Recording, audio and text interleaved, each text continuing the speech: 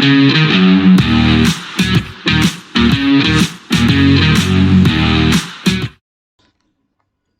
welcome back to the Supercoach Nuff channel. In this video we're going to preview game week 25. I'd forgotten what game week it was there for a second.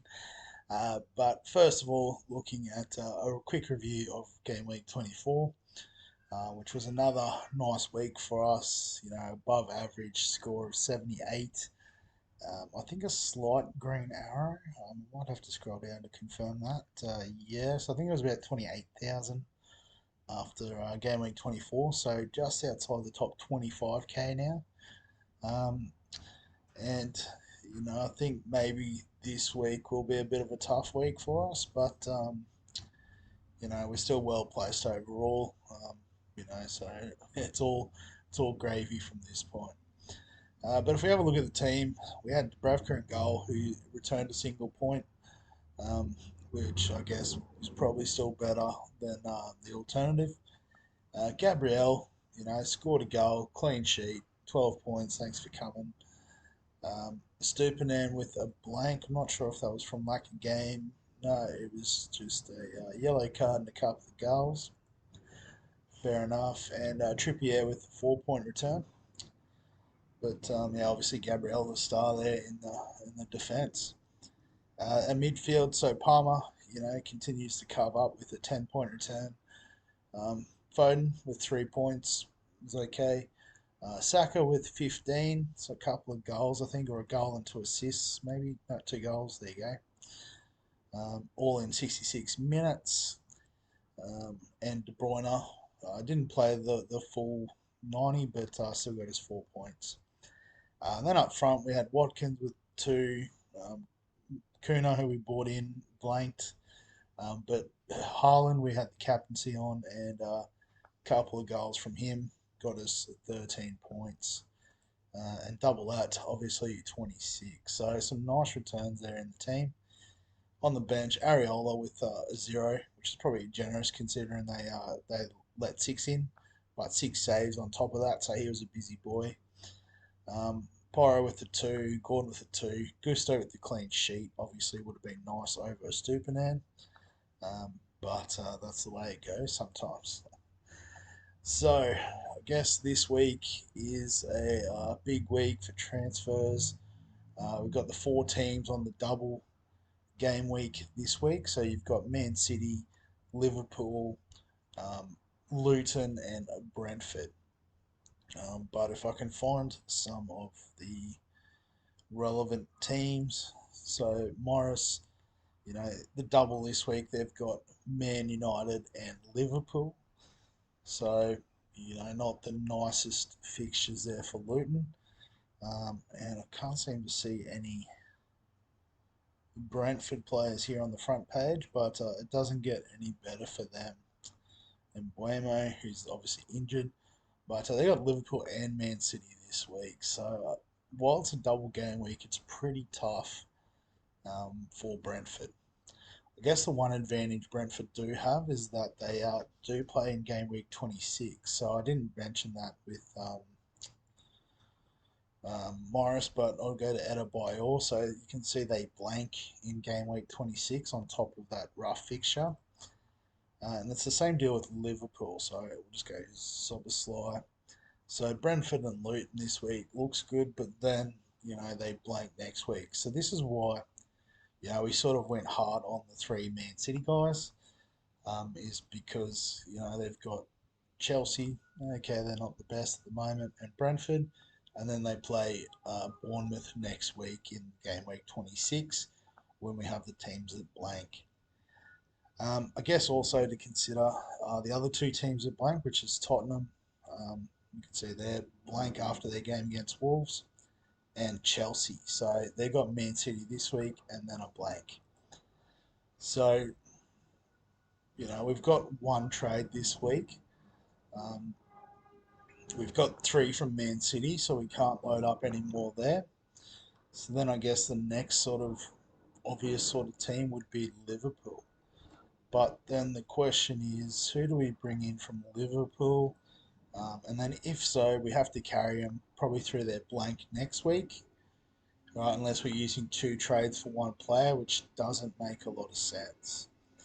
So, obviously it'd be nice to get Alexander Arnold in defence, but we don't have the budget for it. We've only got point 0.9 to play with. Um, so, any move involving him would take two trades. A potential one we could do is Porro down or up, I guess, in terms of price to Robertson. You can see he's back, played the full 90 against Burnley. So, he should be good going forward. Um,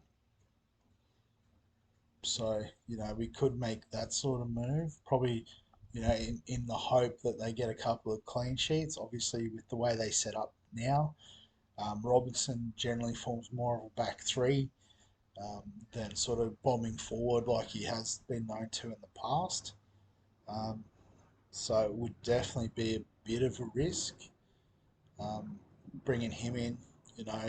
If he doesn't get the clean sheets, is he really going to score that much more than Porro? Um, but that's a move we can do.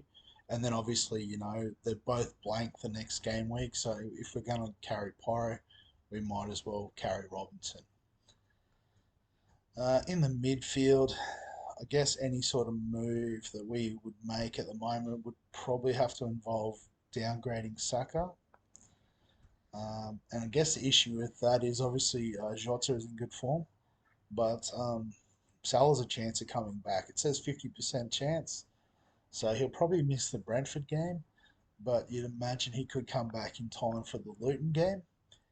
Um, or and I think especially they'd want to get some minutes in him because even though they blank, it's because they're playing the League Cup final against Chelsea. So I can sort of see that they'd want to give him some minutes in the Luton game just to get him up and ready for that final. So Jota might start both games, and again, it's a bit of a risk, but I guess the reason why you would bring him in is that chance of a double game week, or I guess the double chance of scoring an attacking return. Um, but in saying that, then that's an extra player who blanks the next week, so we'd probably have to trade out of him again. Um, other than that, you might look at some of the cheaper options like McAllister. Could play a bit further forward with Soboslai out. It could be Gravenberch, perhaps.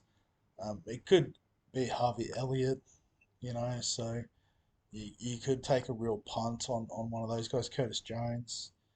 Well, I think he's been pretty well established in the team, so yeah, maybe he does take on a bit more of a role with Soboslai out. Um, but I guess, it could be like Harvey Elliott gets a bit more of a run in the team in that sort of you know, 8 role. Um, but again, in being the first game of the week, if you're able to sort of hang around and have a look, you probably could wait and see if it's one of them. There is an argument to maybe get out of, say, a Gordon. Obviously, we could trade out Palmer given he's got the blank, and Man City. But the fact is that his actual value is 5.9, so we would lose zero point 0.4 in that trade. So we don't really want to have that sort of situation, I don't think. And then forwards, maybe Darwin as an option, but again, probably got to trade out of Watkins, and he does have a nice run. Um, and okay, so we won't lose any value out of that. So maybe that is the play for a week. But then I guess we'll want to bring him in next week. So yeah, so I think for my team anyway, the options are Robertson or Nunez. Realistically, perhaps Jota or perhaps one of those cheap options. But just thinking about the next game week in game week 26, we're already going to be carrying Gusto, Palmer, Porro. So, you know, it's one of those things where I don't know if we're going to actually make a trade. We're just going to rely on the Man City guys to get us the points, and we might lose a bit of ground, but I guess then we'll pick it up the next week. You know, we won't have to take a -4 hit, that sort of thing to get through the blank. We won't have to use our free hit just yet, um, because I think there's going to be one more sort of big blank game week, double game week sort of thing coming up with the FA Cup. Not exactly sure when, but it's usually around game week 30. So I want to try to hang on to that if we can. But in saying that, if we were going to go the free hit option just for the sake of a good time, you know, we could definitely get out of Saka, Watkins, you know, and use that money to look at a Nunez, Jota. What does that give us? 2.8. So, um, so 5.5 is not quite enough. You know, we could maybe, you know, Trippier. We could go up to Arnold if he looks like he's going to play. 75% chance. So yeah, not too sure. Again, they might just try to nurse him into the League Cup final. Um, and you know, we've got 3 Liverpool. Do we look at Brentford or Luton? Um, don't really think so, but I guess just we'll have a quick look. So for Brentford, you know, I guess Tony would be the one to look at, but again, playing probably the 2 best defences in the league. Um, you know, I guess also Arsenal would be in that conversation, but yeah, you know, the defence, there's nothing really stands out. And Luton's probably the same sort of deal. You know, maybe Barkley, but again, Man City Liverpool's not the, you know, sort of nicest attacking opportunities there.